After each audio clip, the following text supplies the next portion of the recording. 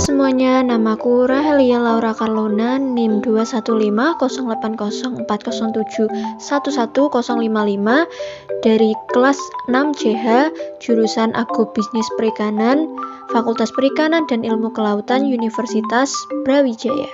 Di sini aku akan menjelaskan studi kasus terkait Konstitusi dan Undang-Undang Dasar 1945. Berikut adalah videonya.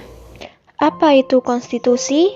Konstitusi adalah hukum dasar yang memuat aturan-aturan pokok atau aturan-aturan dasar negara. Konstitusi sendiri dibagi menjadi dua macam. Yang pertama konstitusi tertulis, yaitu Undang-Undang Dasar Negara Republik Indonesia tahun 1945. Yang kedua konstitusi tidak tertulis, yaitu konvensi. Tujuan konstitusi yang pertama membatasi kekuasaan penguasa agar tidak bertindak sewenang-wenang, maksudnya tanpa membatasi kekuasaan penguasa. Yang kedua, melindungi HAM atau hak asasi manusia, maksudnya setiap penguasa berhak menghormati HAM orang lain dan hak memperoleh perlindungan hukum dalam hal melaksanakan haknya. Yang ketiga, pedoman penyelenggaraan negara, maksudnya tanpa adanya pedoman konstitusi negara, kita tidak akan berdiri dengan kokoh. Kasus pelanggaran konstitusi di Indonesia sangatlah banyak. Pelanggaran tersebut disebabkan oleh sikap egois, rendahnya kesadaran HAM, sikap tidak toleran, penyalahgunaan kekuasaan, ketidaktegasan aparat penegak hukum, penyalahgunaan teknologi, bahkan kesenjangan sosial dan ekonomi yang tinggi. Kasus yang lagi marak dan menjadi perbincangan hangat pada baru-baru ini yaitu korupsi. Korupsi adalah tindakan pejabat publik, baik politisi maupun pegawai negeri serta pihak lain yang terlibat dalam tindakan itu yang secara tidak wajar dan tidak legal menyalahgunakan kepercayaan publik yang dikuasakan kepada mereka untuk mendapatkan keuntungan sepihak.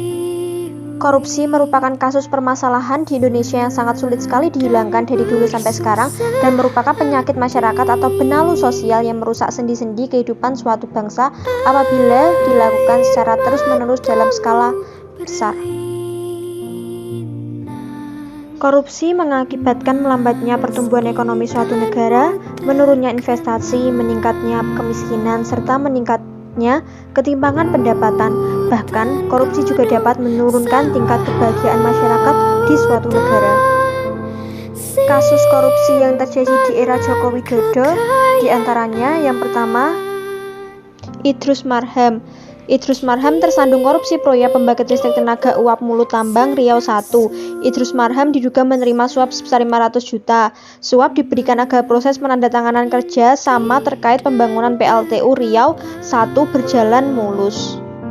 Yang kedua adalah Imam Nahrawi.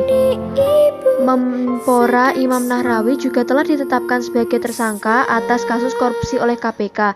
Kasusnya adalah penyaluran dana hibah KONI melalui Kemenpora tahun anggaran 2018. Imam Nahrawi telah dibebaskan September 2020 lalu usai menjalani vonis penjara 2 tahun. Yang ketiga adalah Edi Prabowo.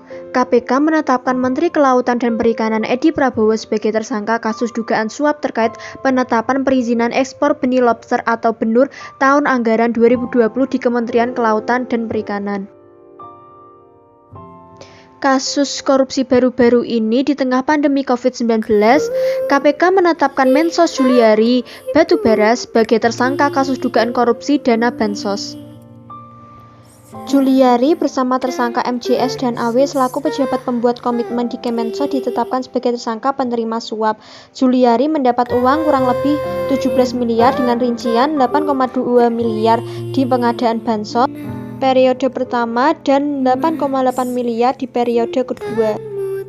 Juliari disangka melanggar pasal 12 huruf A atau pasal 12 huruf B atau pasal 11 UU nomor 31 tahun 1999 sebagaimana telah diubah dengan UU nomor 20 tahun 2001 tentang pemberantasan tindak pidana korupsi pasal 55 ayat 1 ke 1 KUHP.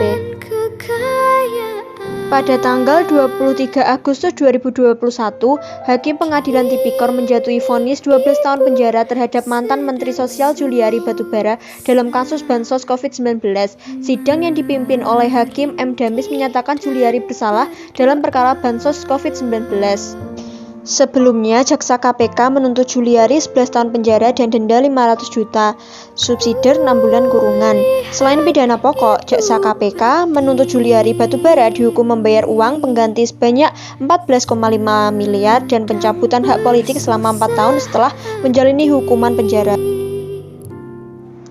Oleh karena itu, sebagai generasi penerus bangsa, generasi muda perlu ditanamkan sejak dini tentang apa itu korupsi dan dampaknya yang dirasakan oleh negara itu agar bangsa ini dapat diselamatkan dan korupsi berkurang. Sekian penjelasan dari aku. Terima kasih. Dadah.